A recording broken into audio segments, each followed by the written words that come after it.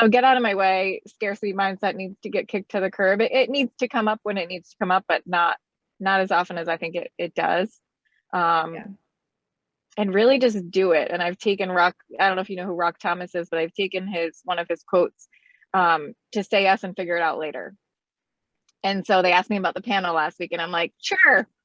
And then you text me yesterday, I'm like, sure, what's it about? Like, let me come on. So it's a say yes and like then figure it out. Like if it's something you're kind of want to do or kind of interested, just do it. Just say yes and figure it out.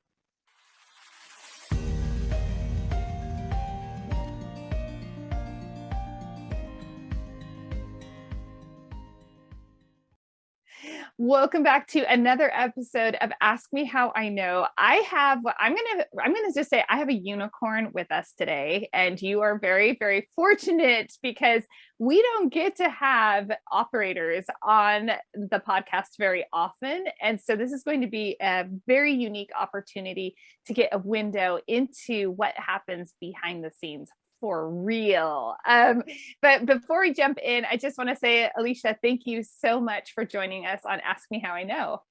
Thank you for having me. So I like being a unicorn. I've never been called a unicorn before, so I like it. You are officially a unicorn. If you want to do your hair, I've seen lots of people with unicorn hair coloring. So I don't know, however you want to float it. But the reason that, and I guess I'm going to flip flop our conversation a little bit. The reason I see you as a unicorn is, you mentioned you're not the visionary, you're not the one with all these big ideas, but you're the one actually implementing everything. And you're right. So often on podcasts, we hear the voice of the visionary and then they make it sound so easy. So can you tell us a little bit about like, what do you do? A little bit of everything, to be honest. So quick background, we went through really, really hard time, probably nearly a decade ago, lost everything, got foreclosed on. Wells Fargo actually sued us for the deficiency, which I've never seen them do. We're in real estate and I've never seen them do it. So we had to settle with Wells Fargo. That will always be a thorn in my side, but struggled through that, became debt free. He was in real estate. So I left the company that I was at for a long time and started to join him, started out in a support role, and then it morphed into me realizing that I wanted to train people, I wanted to coach people, I wanted to grow our team. So I didn't want to do the administrative part anymore. So I hired someone else. And since then, I've been I was like director of operations support role for the team, had some retainage for team members that we'd never had before. In the throes of the bad stuff that we went through, opened a nonprofit. So, he's got the big ideas, right? Like you said. So, he like, let's start a nonprofit. Let me meet with an attorney and get this set up. And I'm like, but I got to buy the turkeys and call the schools and call the volunteers and get money and like do the legwork for that. Same thing on our team. So if he's taking a listing or going on an appointment, every piece of paperwork he has, I've already touched. Everything that needs to get scanned, I've already touched. Every, signature he needs in the system, I've been handling on the back end. He's got the photos, but then I'm like, well, let me put the listing up. Let me set the showings up. It's all the back end stuff. So whether it's the nonprofit or the investments or the real estate, like here, I'm calling the dumpster guys. I'm in the basement with him pulling stuff out. So it's a lot of the legwork, honestly. And, we make them look good. That's the point, right? You need the implementer for the visionary to look good. So that's the long and short.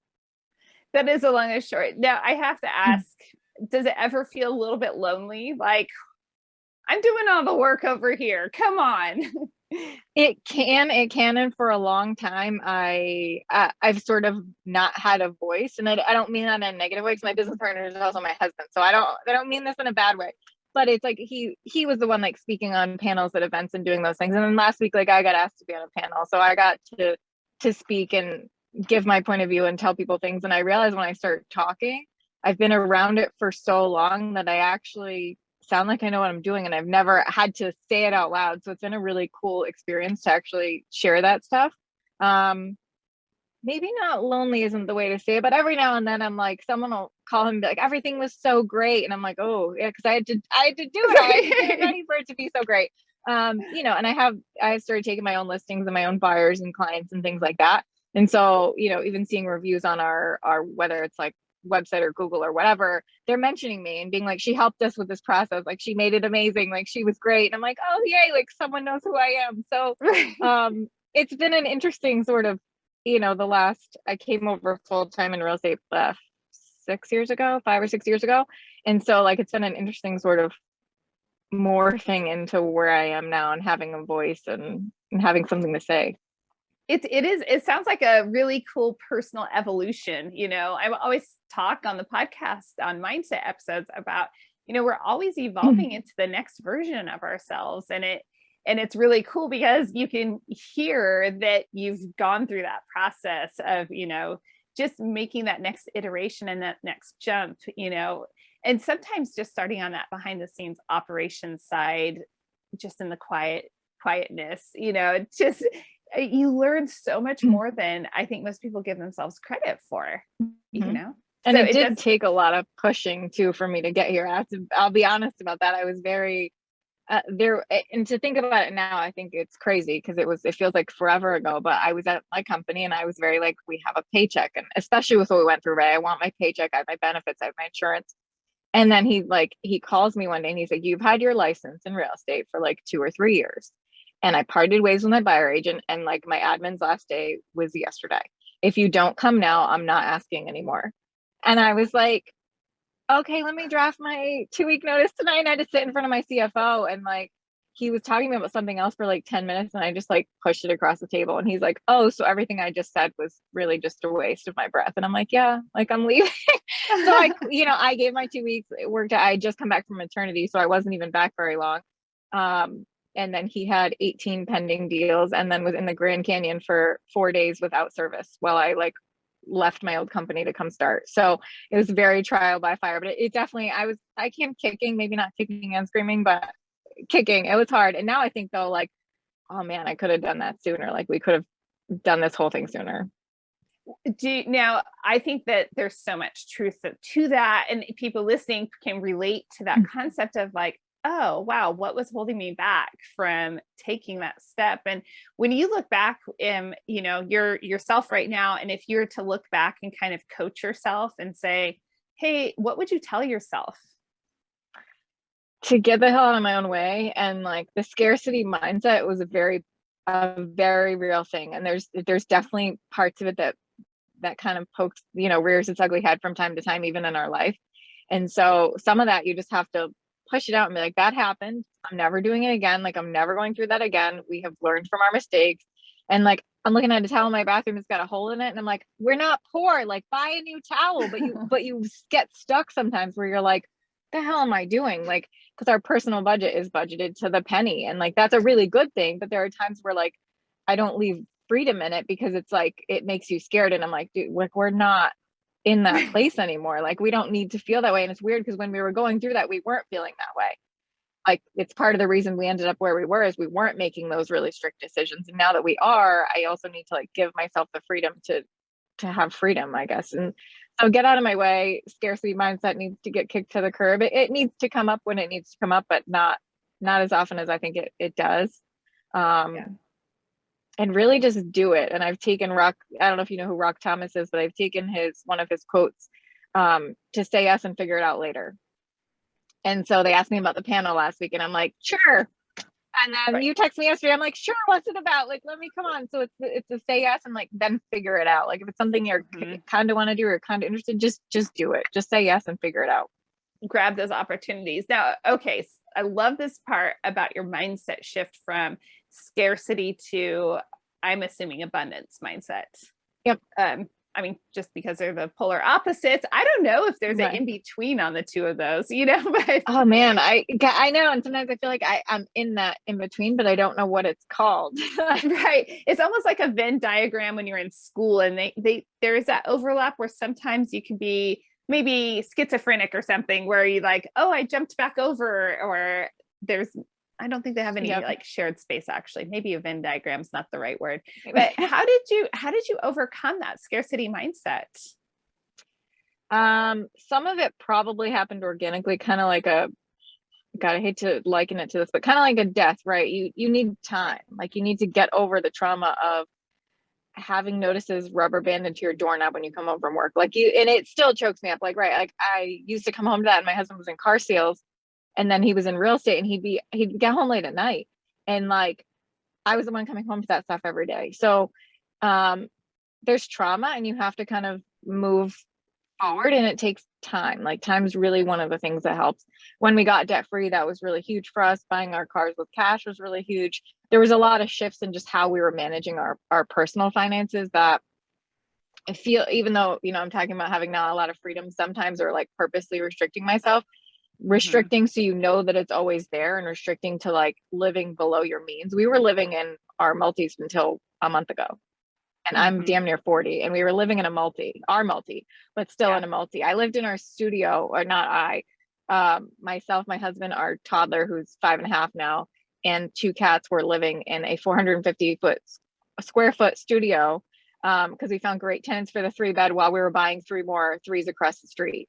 And you make those sacrifices, but you're making them for a bigger reason. So part of it is like, even the mindset shift in that, of being like, I could have been like, I freaking live in a studio, like I hate my life. And I wasn't. I was like, I'm living in my studio. I gave him a deadline of our birthdays, which is November. I said, we're under contract across the street for 9 more units. We're moving into a first floor, which we hadn't lived in. Like, and the shift was just like, I'm going to make money. Like, I'm doing this to make money. It's a 3-month window of suck, and it's fine. And we frankly moved out a few months before COVID. That would have been really bad. I might have actually, fallen back into a hole with that. So yeah, it's just the money, getting strict about it, knowing it's there, making more money, investing, so your money's making you money. There's it's a long answer, but there's a lot of things that can happen that make you shift. I don't think one day you can just wake up and be like, oh, everything's abundant now. There was changes in ways that we handled things, and things that came our way that and things we sacrificed on purpose to know that it was a better situation. So there was a lot that kind of happened in that process. I am totally 100,000,000% impressed, because our culture says, oh, especially if you have a family, and you're a professional, like you should have a house, and you should have, oh my God, like, right. Everybody, like, there is this image, and this is what you need to be in order for you to satisfy culture, So you are swimming counterculture, because you are choosing to live in these different scenarios in order to accomplish something so much bigger and grander and more amazing. So how do you keep yourself focused? Because I know there's some listeners out there that are either in the same situation or dabbling with that concept of scaling down their personal life in order to scale up their investments for a longer term vision. So how do you push back? How do you swim upstream? It's honestly, it's really, really hard. I feel like there's even chunks of your family, right, who are like, you're whatever, 37, 38, you have a 5-year-old, you have pets, like you need it doesn't taste great, right? Like my kid had in the yard, and getting him into a kindergarten was really important in the fall, and being in a town because in our city proper, like I wasn't real keen on him going to city school. So, we pay for preschool outside the city, but it's really hard. That society's telling you that, families telling you that, friends are telling you that, you're seeing people. And what I think Justin's mentioned a few times, like people that, you drive a super fancy car and you have a super fancy house, I want to see your balance sheet. I want to see your P&L. I don't want to look at all the stuff that you probably have debt on, because that's not fair. Like, and I don't mean fair, like life's not fair. I mean, it's not fair to compare what your life looks like to what my life looks like living in a studio, when like your balance sheet you're probably over leveraged. You probably have no net worth, and you have, your cars depreciate as soon as you drive them off the lot, kind of thing. And so it's hard. It's really hard to look at that stuff and be like, oh man, they must be doing great. And Facebook, like everyone looks great, and like they could be crying as soon as they could be sitting on their phone crying when they're typing all this great stuff that happened to them. And so it's hard, and social media makes that hard. Like everyone's got a picture of their new whatever.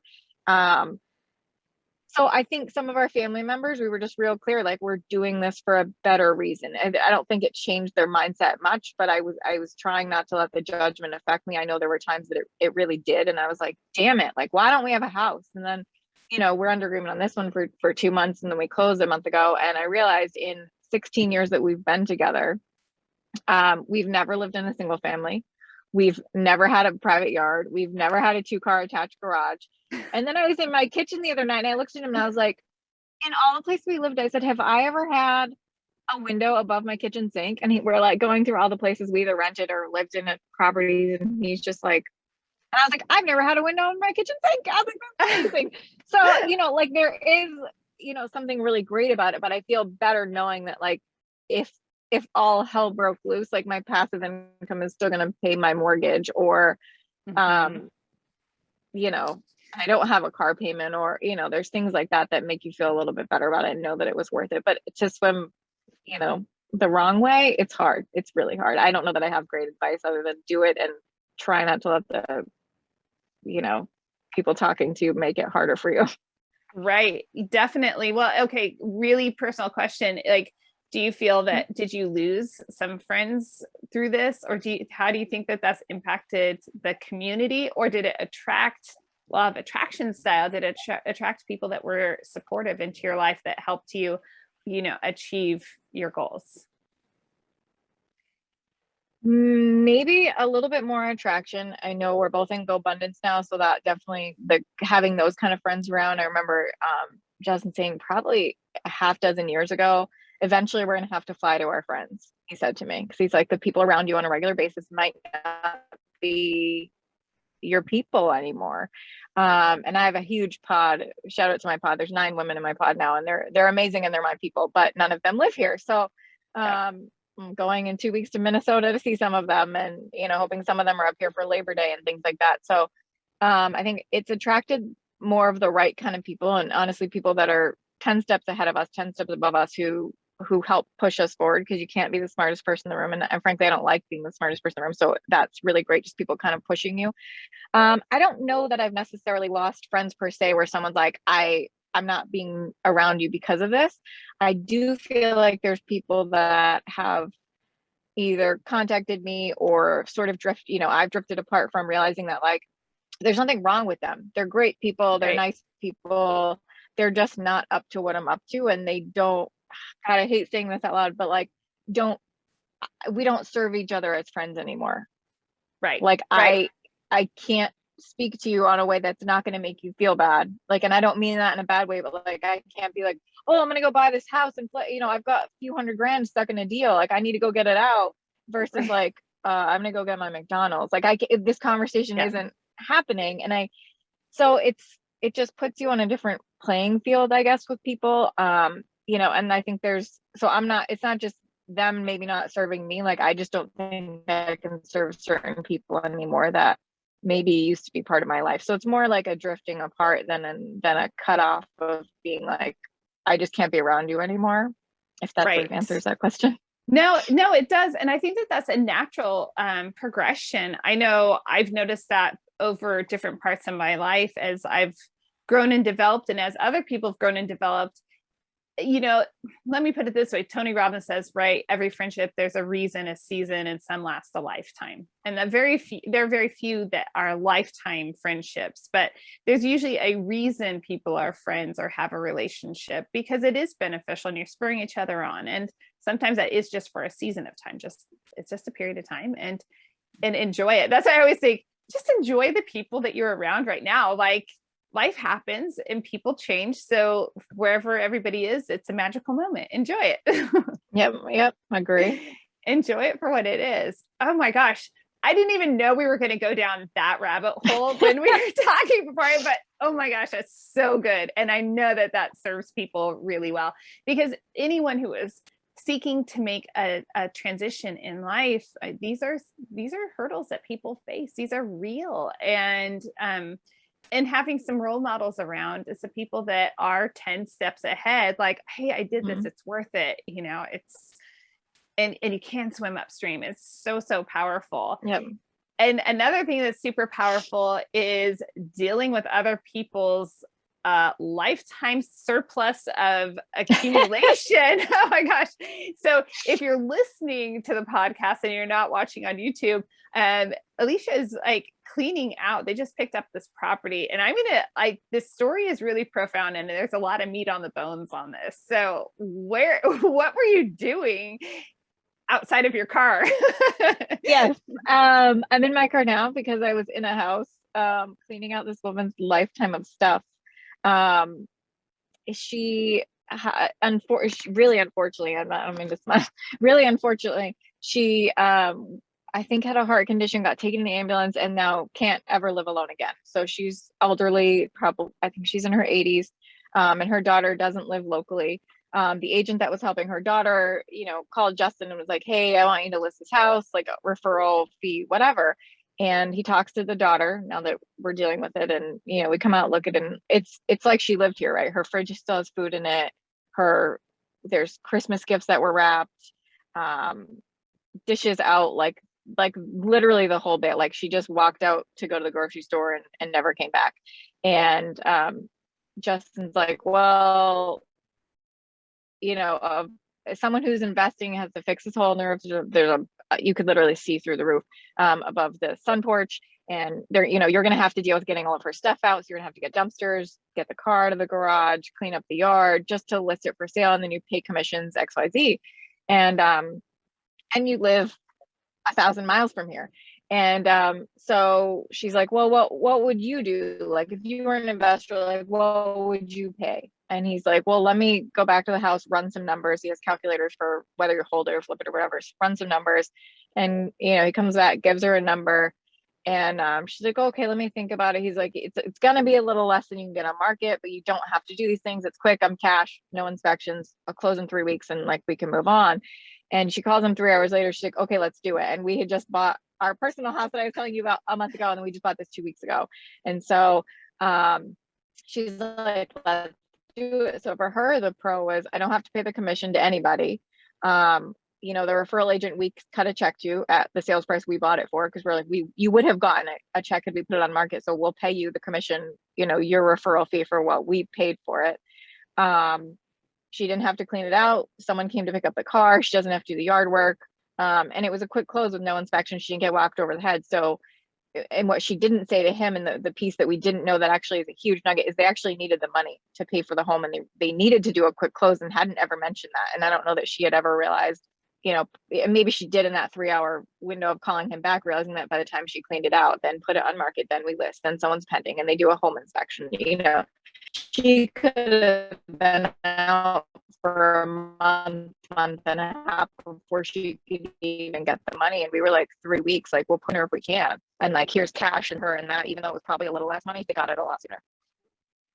It's absolutely amazing. And what a blessing. So yeah, I with Camilla Jeffs, we launched the Impact Investing Network. And what's interesting to me is that, this is a type of impact right here, like being able to serve somebody so well. And that's a difficult situation. And trying to find care for an elderly parent, that's a very emotionally charged, complicated situation. And to be able to say, super, here you go, let's just be done with the house situation. You've got this. I mean, it's super powerful, that going through people's things on top of, right? So we didn't have time to talk. So I didn't get, all the backstory that we just recorded. So as you're thinking about this lifestyle choice that you've made in swimming upstream, and then you're, purchase this home as an investment, and now it's filled with all of this just accumulation of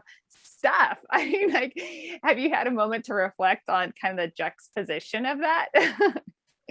Oh my God. We've been going through this house, and I was like, well, my husband's parents hadn't wanted to do their, they've been pushing off putting the house on trust and doing a will and stuff. And he told them about this. He's like, dude, I'm literally going through this woman's stuff. Like, do you want me to have to do this for you? And you might lose a house where I have to sell it quick for cash.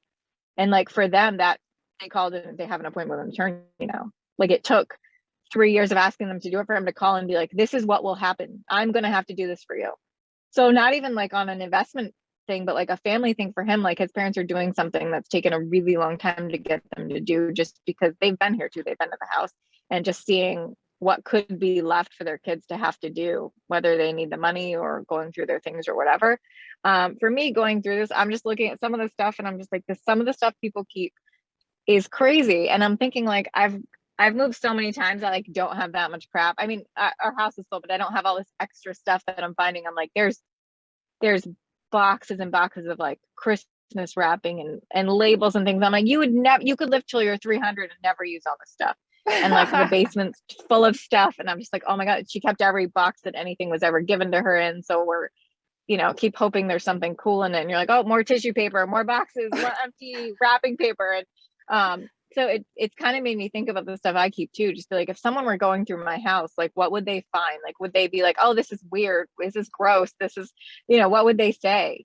And so that's been a really interesting thing to think about. I hadn't really thought about it in a way of like us kind of downsizing to upsize. But it's definitely just made me think about just life and the things you keep and the things that people find if you're taken off in an ambulance or you die suddenly or something like that. So it's just made me think. But I do think the silver lining for us is that Justin's parents have made decisions to do things now after years of pushing that they wouldn't have if we hadn't been like, this will happen. This is what will happen to your stuff. And this is what will happen to us if something happens to you guys suddenly. And like, we need to figure it out.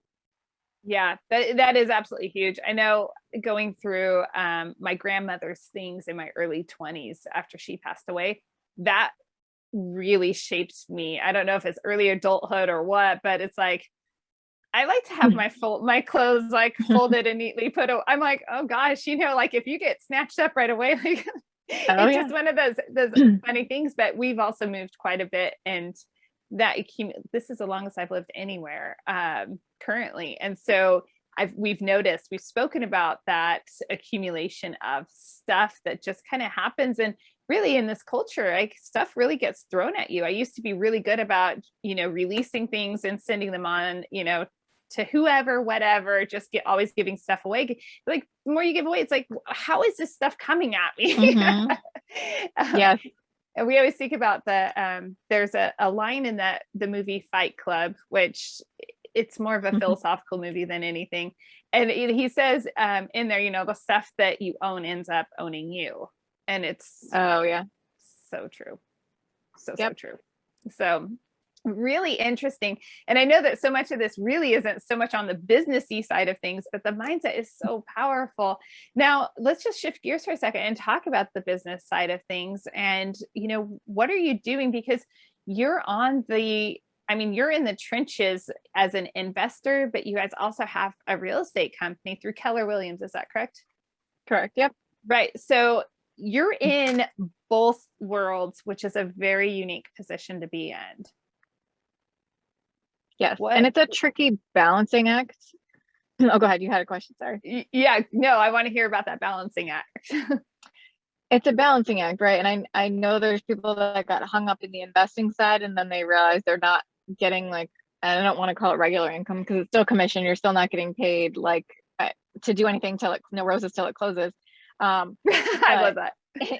So it's a tricky place.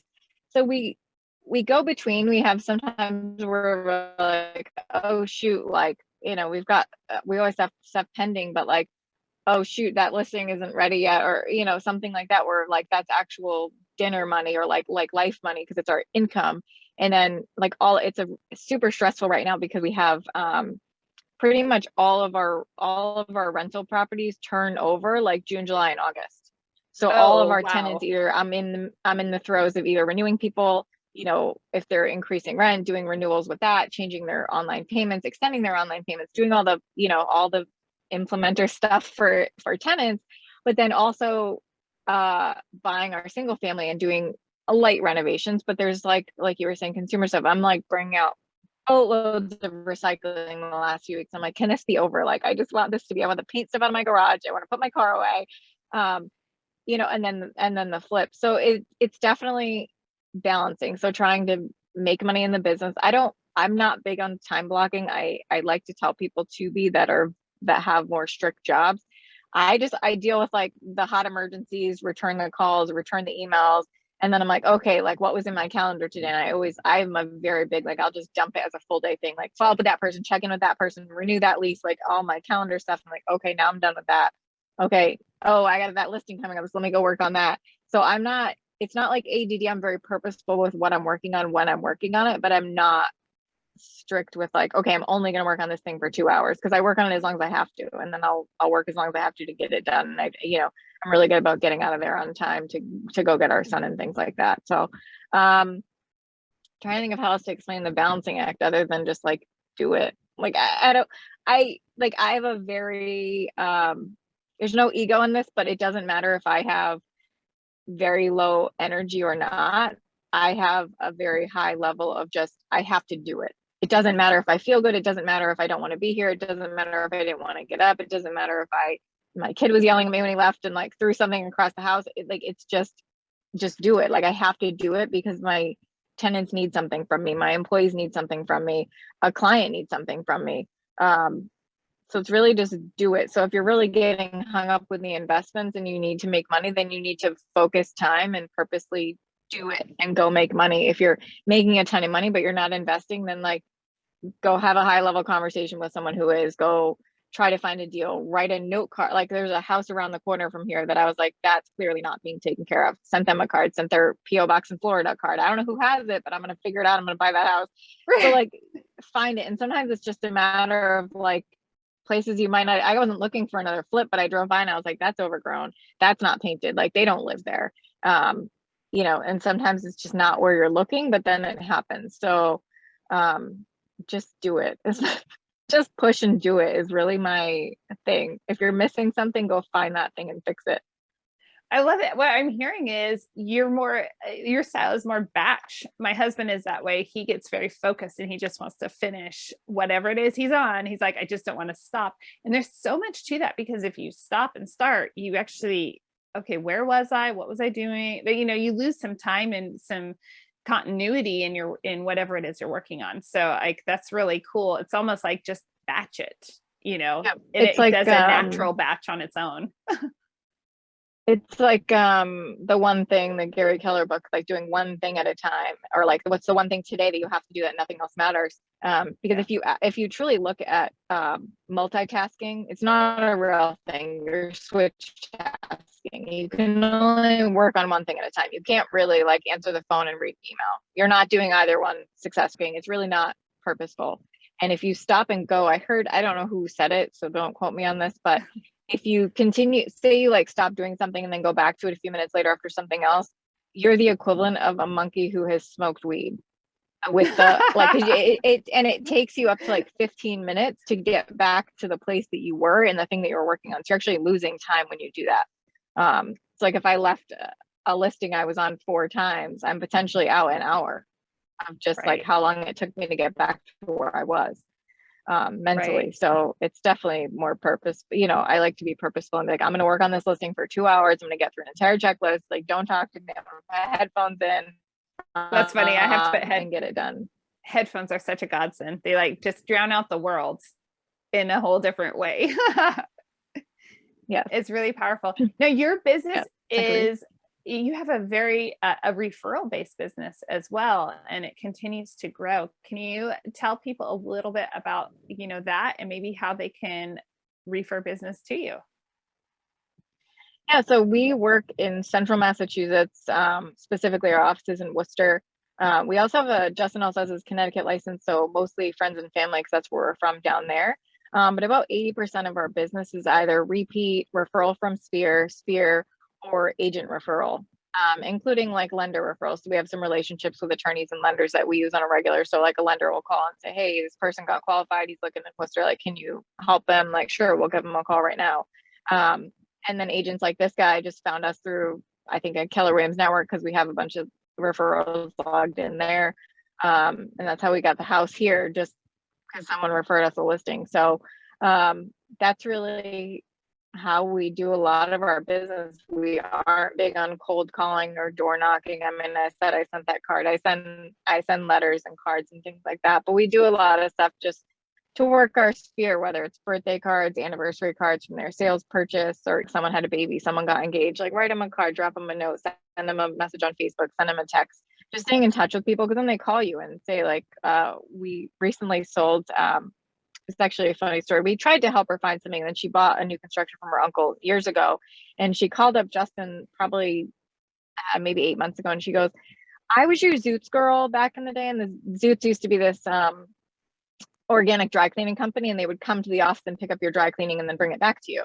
So you didn't ever have to Oh, go. nice. And she calls him and she was like, I was your Zoots girl. Like, do you remember me? He's like, hell yeah, I remember. You're great. Like, she's a veteran. Like, she was great. I remember meeting her years ago. I was like, you're great. So she's like, so I'm looking to sell the house and buy something else. Like, can you help me? And we're like, yeah. So just a matter of us sending out a monthly thing and staying in touch and inviting her to client events and things like that.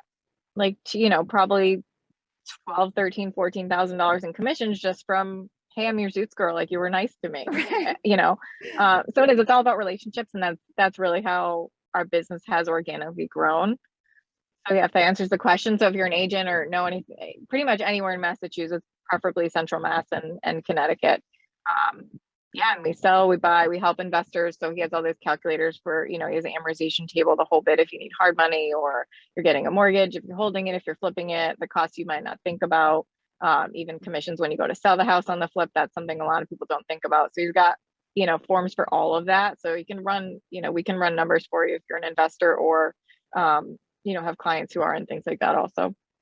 That's really powerful if you're trying to break into real estate investing and you're not necessarily comfortable doing everything on your own. It's almost like having a coach, almost, if you're in a partnership of, okay, great. And I know my husband, when we were living in California, he worked with, several investors, one in particular where they did, repeat business and just had it all dialed in. And it's such a smooth process when you know someone that you can trust is going to give you numbers that really work and just a good checks and balance. We had a client who recently wanted to put an offer in. He's first time investor buying a multi, and he was going to have to waive his inspection to potentially get his offer accepted. They didn't accept it anyway, but it's a crazy market. And he's like, no professional. They just want to look at the attic in the basement because they hadn't got to see it at the walkthrough that they did. And Justin looks at me, he's like, I'm gonna have to go be their inspector now because they can't have a real one, and like they're gonna have to waive it. So I'm gonna have to go in the basement and make sure I don't see any big red flags. And now I'm not just like their agent. I have to go help them make sure they're not buying something that's a really big problem. And we've told people, don't buy that, don't spend that, don't take that counter because it's not worth it. The numbers don't work. And we've told clients to walk away when something looked really scary, that we're like, you don't want that. You don't want to spend that money. You don't want to open up that and find out what happens later. So part of it is really advisory also with our clients, especially investors, and even frankly, just regular clients, giving them advice and not coming in being like, I need that $5,000, right? Because it's not the scarcity mindset, like 5-10 grand, like I don't need it. I would rather you're happy and you refer me your parents later. I'd rather you refer me your best friend in 2 years. I'd rather you call me when you want to sell your house, not just push you into this property that's a disaster, that's not a good fit for you. Oh, with like 100,000,000%. And that's how we view it as well. It's like it's definitely an advisory role, and my grandpa always said, if you put your clients above your commission every time, you'll have clients for life. But if you're worried about your commission, which it seems like a lot of money when you just throw a number out there, like, you're going to get this commission and it's going to be X dollars. And people are like, oh, realtors make so much money. And it's like, so yeah, it's a bit, exactly. That's what we always say. We're like, oh yeah, so here are all the taxes. Here's all this, here's all that. And really it's that, cycle of life that you end up living where, okay, well, I know that where I live in far north Idaho, I know that in January, there probably won't be any closings. There probably won't be any closings, like January and February, just like these super slow months because of all of our snow and just how things are. And it's like, yeah, you just have to be aware. But it's interesting. Like, yeah, whatever the commission check is that is paid, it's like, it's not worth it. It's worth it to advise your client well and to make sure that they're taken care of. Oh, I love it. Yep. Now, do you do any coaching also? I don't. That? I'm listening to you and I'm like, you should be coaching. I've thought about it. I just think it's something I haven't put the time into yet. Like, it's not something I've been focusing on. Yeah, so I have thought about it, and then I think I second guess myself, right? Like, do I have enough to say? Do I have enough to help people? Like, and I question my own voice, like I said, because recently, up until recently, I feel like I haven't really had my own, and it's not positive or negative, it just is. Right. But having something to say, the more I say it, makes me wonder if I should be sharing more or helping other people more. And it was part of why we were growing the team, and not just why, it wasn't just so I could fulfill this whole thing to help people, but there was part of me that was stilled a bit when I was helping agents who were new and being like, here's how to do this, here's what to say, here's how to talk to your family about real estate and things like that, and kind of coaching them. But then I also got really exhausted. There's a piece of me that's not, I don't know if you're familiar with the DISC profile, but oh yeah, the I and the S are these like sociability factors, and on paper mine are both negative numbers. Like, I'm not a naturally sociable person. I'm not a public speaker. I'm not a, I'm not a grocery store person that's going to talk to you in the line.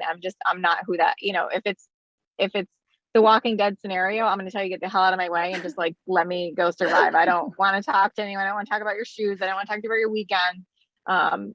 And that's a really learned behavior. So there was a part of me doing that got really exhausted. Having to talk to new agents who maybe weren't writing it down or weren't listening. I have to repeat myself and being like, am I saying this clearly enough, or are we having a listening problem?